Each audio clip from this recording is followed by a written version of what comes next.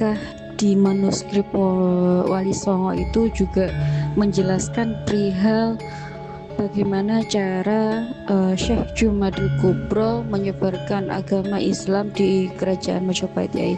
Mungkin ke arah, karena kan kalau dari beberapa jurnal dan artikel yang saya baca dari beberapa buku, memang penyebarannya itu secara bersembunyi-sembunyi, kemudian ada juga mendirikan kayak langgar nggih musola seperti itu nggih untuk sarana dakwahnya beliau di kerajaan Mojopahit dan sekitarnya.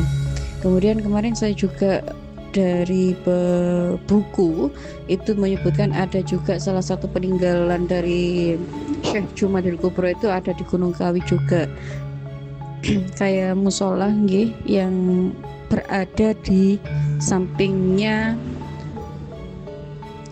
untuk persembahannya Tionghoa itu nggih, kelenteng gitu ya. Kemudian saya juga menemukan di buku di jurnal nggih ada peninggalan juga yang ada di Bojonegoro dan sebagainya ngoten.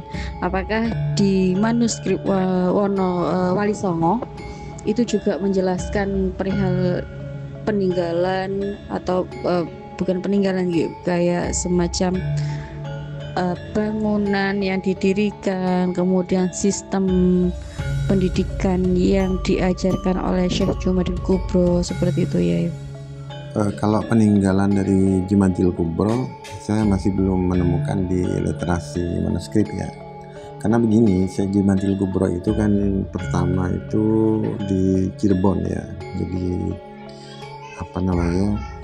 tidak banyak yang ditinggalkan di Jawa Timur. Tapi kalau misalkan tentang ke bawahnya baru ada, misalkan ya tentang bagaimana tahun berapa, tanggal berapa, hari apa pembangunan Masjid Ampel gitu ya, Demak dan lain sebagainya. Dan bahkan juga ketika Mbah Sunan Ampel diberikan perdikan di tanah Jawa ini, di Ampel itu, jadi pertama itu ada 300 kepala keluarga yang mengikuti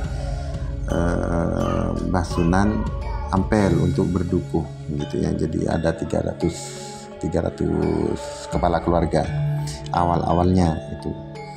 Nah seperti itu. Nah kalau tentang penyebaran Islam apakah tersembunyi-sembunyi, saya kira enggak, ketika itu tidak tersembunyi-sembunyi.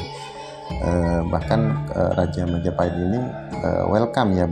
Kenapa? Karena sejak hubungan Majapahit ini begini, Majapahit itu tidak lepas dengan kekuatan besar di dunia.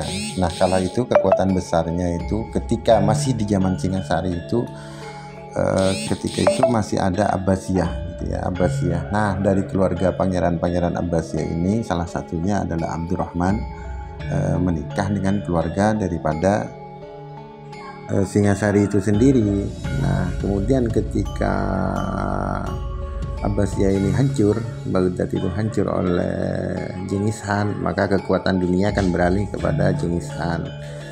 Nah ini era Majapahit. Kita tahu bahwa keluarga Wali Songo ini dari jalur perempuannya kan ke raja-raja di sana di Cina, dinasti juga bagian dari keluarga keturunan Genghis Khan. Kita kan tahu bahwa keturunan Genghis Khan ini asalnya menghancurkan Islam, tapi keturunannya banyak menjadi penyebar Islam. Nah oleh sebab itu maka karena ikatan Wali Songo ini leluhur perempuannya dari keluarga kemaharajaan dunia ya, tentu hubungannya baik gitu ya, sehingga Islam disebarkan bukan sembunyi-sembunyi ketika itu, enggak. Dan bukan hanya dengan dinasti keturunan Genghis Khan, tetapi juga dengan Ottoman gitu ya. Bahkan Sunan Ampel dengan Sultan Al-Fatih itu ya juga masih misanan juga, ponakan dan paman gitu ya, dari sisi perempuan Wali Songo nanti. Sehingga ikatan saling terkoneksi lewat perkawinan antar kemaharajaan ini ya tentu membuat penyebaran Islam itu aman-aman saja, diterima dengan baik hati gitu. Dan apalagi Mbah Sunan Ampel bagian dari royal family kan, artinya istrinya Mbah Sunan Ampel termasuk daripada royal family.